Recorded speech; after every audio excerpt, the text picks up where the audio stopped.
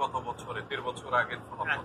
হ্যাঁ, 1.5 বছর আগের এপ্রিল Right. 26 2024। 24, আসসালামু আলাইকুম, ব্রঙ্কসে আছি এই মুহূর্তে। আর শিপন ভাই আমার সামনে আছেন। শিপন ভাই একটা মামলার বাদী স্বামী, মূল উদ্যোক্তা উনি, একটা ব্যবসার মূল উদ্যোক্তা। আর প্রতারণা হয়েছে, বড় ধরনের প্রতারণা। এবং গতকাল প্রবাসী টিভিতে আমরা একটা প্রেস কনফারেন্সে লাইভ করেছি। সেই লাইভে যিনি অভিযোগকারী, সেই অভিযোগকারীর বিরুদ্ধে অভিযোগকারী শিপন ভাই।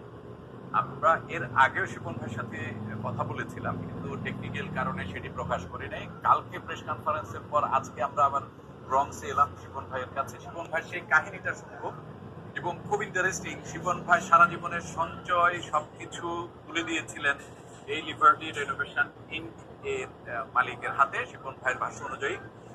আর আদালত যে রায় দিয়েছে তাতেও প্রমাণিত যে তিনি এই ভদ্রলোক আজাদ, মিস্টার আজাদ, গতকালের অভিযোগকারী, আজকের যার বিরুদ্ধে অভিযোগ সে আজাদ, শিপন ভাইয়ের সাথে প্রতারণা করেছেন। ওনার সাথে আমার আগে কোনো পরিচয় ছিল না। ওনাকে আমি বাড়ি ভাইয়ের যে সুপার মার্কেটের প্রজেক্টে কাজ করতেছিল, ওখান থেকে ওনার ইনফরমেশন নিয়ে আমি ওনাকে ফোন দিয়েছি আর কি। ফোন দেওয়ার পরে উনি হিজ এ সুইট টকার, খুবই মিষ্টভাষী। আমি জানি না লিবার্টি রেনোভেশনের সাথে বাড়ি ভাইয়ের কি সমস্যা ছিল বা আছে। ওখানে মিস্টার আজাদের সাথে আমার পরিচয় লিবার্টি রেনোভেশনের। কত সালে সেটা? I believe 22, 21 or 22, আমার এটা মনে নাই এক্সাক্ট ডেট। বাট ওখানে বাড়ি ভাই সুপার মার্কেটে করতেছিল, তো ওখানে আমার সাথে পরিচয় হয়েছে, কারণ তখন আমি একটা নিজেই সুপার মার্কেট ওপেন করার চিন্তা ভাবনা করতেছিলাম আর কি। তো আমি ভাবলাম যে উনি বাঙালি আছেন, ওনার সাথে কথা বলি। যদিও আমার ওয়াইফ সাইদার বেগম অনেকবার আমাকে না করছে যে ইউনো বাঙালি কন্ট্রাক্টরের কাছে না যাওয়ার জন্য, in general whatever experience maybe she had before. তো তারপরও আমি আমার ওয়াইফের কথা শুনি নাই, which I learned my lesson. আমি ওই আজাদের সাথে কন্ট্রাক্ট করি যে ভাই আমি এরকম একটা দোকান ইয়ে করবো। বলতে ঠিক আছে, অসুবিধা নাই, I have enough man power. আমি বললাম আপনি তো এখন বাড়ির এখানে কাজ করতেছেন, আপনি তো আমাকে টাইম দিতে পারবেন না। বলে যে না, I have enough man power, আমার জন্য কোনো সমস্যা হবে না। প্লাস আমি ওনাকে দেখলাম যে এই আজাদ সাহেবকে দেখলাম যে এখানে শাহনওয়াজ ভাই, লায়ন্স ক্লাবের মেম্বার, বিভিন্ন বিগ শট যারা আছে ওদের সবার সাথে ছবি টবি তোলে। প্লাস ওনার যে ওয়াইফ স্ল্যাশ গার্লফ্রেন্ড, আমি জানি না ওদের স্ট্যাটাস, রোকসানা মির্জা, উনি গান টান করে, সবার সাথে পরিচয় আছে। তো আমি ভাবলাম যে he must be nice guy, trustable. আমি ওনাকে কন্ট্যাক্ট করলাম আমার দোকানের ব্যাপারে। আমি যখন কন্ট্রাক্ট করি উনি জানতো যে আমরা তখনও চাবি পাইনি দোকানের, বিকজ আমরা তখন মাত্র লিজ সাইন করছি আমাদের দোকানের ব্রঙ্কসে একটা সুপার মার্কেটের জন্য। ঠিক আছে, উনি বলছে কোনো সমস্যা নাই, যখনই শুরু হবে আমি কাজ শুরু করব, আমার কোনো সমস্যা নেই। ঠিক আছে, আমরা ওয়েট করতেছি। উনি প্রথমে $1,50,000 আমরা ওনাকে ডিপোজিট দিচ্ছি।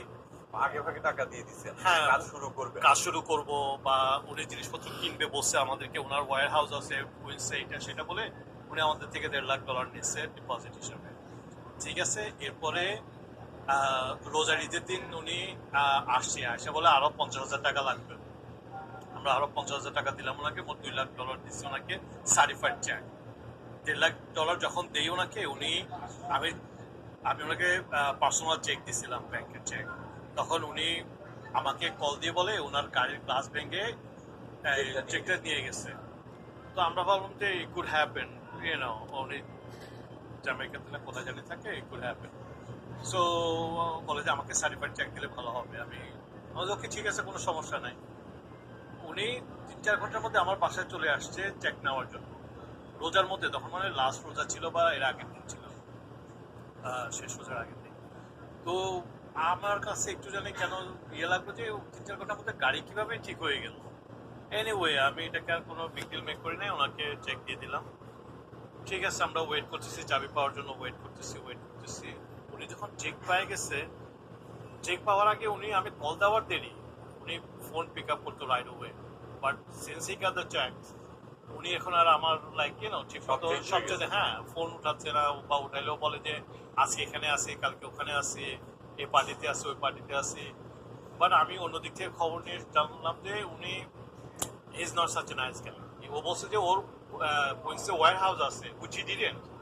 বলছে আমি জিনিসপত্র কিনে ওয়্যার হাউসে রাখবো, যখন আপনার দোকান পাবেন আমরা জাস্ট নিয়ে ওখানে ফিট করে দিব। ওর কোনো ওয়্যার হাউসও ছিল না।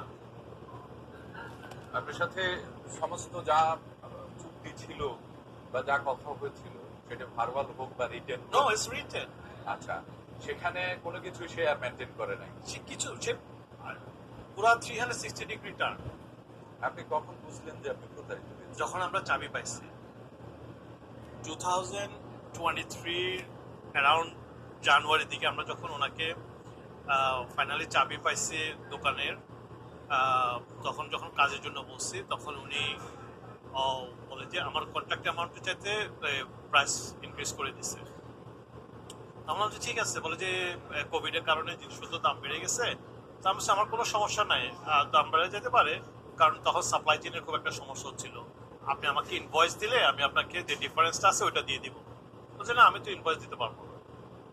আমি বলি পারে, আপনি বলতেছেন প্রাইস জিনিসপত্রের দাম বাড়ছে, হুইচ ইজ ওকে, এখন আপনি আমাকে ইনভয়েস দিলে যে ডিফারেন্সটা আমি আপনাকে বলে যে না, আমাকে এইভাবে হবে না। ভাবছি যদি এভাবে না হয় দেন আই এম সরি, তাহলে আপনি আমার টাকাটা আমাকে রিটার্ন করেন। বলছে ঠিক আছে আমি দিব, আমাকে সময় দেন। আমি বলছি আপনি 1 মাস সময় নেন, আমি ওনাকে ট্যাক্সের পর ট্যাক্স আমি আপনাকে ট্যাক্স